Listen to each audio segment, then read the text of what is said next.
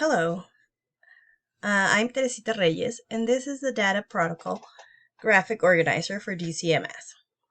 We are a school with a big Latin population, and many of our students are English language learners. We are having low reading scores. That is why we want to help the students improve in our reading skills. We want the school reading levels to increase, so we are planning to get there by creating intervention groups to better understand the needs of our students and be able to target those needs with specific interventions. The graphic organizer will help us analyze the data obtained with the FastBridge assessments. Once we have the scores, we will sort the students according to the AR reading and CBM results in 4 quadrants. Each of these quadrants is going to be a specific group with a targeted intervention. So, for example, group number 1 are students that are at or above benchmark.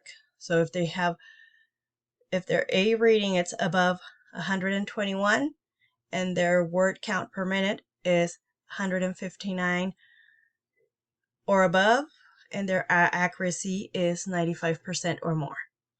So we'll write the student names here. For group number 2, if the students are accurate but not fluent, so that means that their word count per minute is below 159 and their accuracy is 95% or more. So we'll separate those students here. The group number 3, it's inaccurate and not fluent. So if the student's word count per minute is below 159 and their accuracy is also below 95%, then we'll sort the students here. The group number 4 is for students that are accurate, fluent, but low comprehension. So their word count per minute is 159 or above, and their A reading was below 151.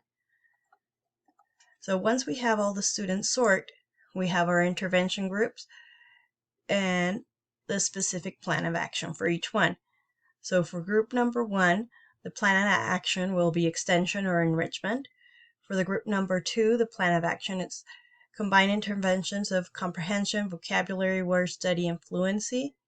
For group number 3, we'll have to make more, we would need more data to see what their specific needs are. So we'll test on the QPS and the PAST, and depending on the needs, we'll have interventions for phonics, phonemic awareness, and sight words. The group number 4, they need to build comprehension, so we're going to do it through vocabulary, background knowledge, and creating a schema within the student's mind. Thank you.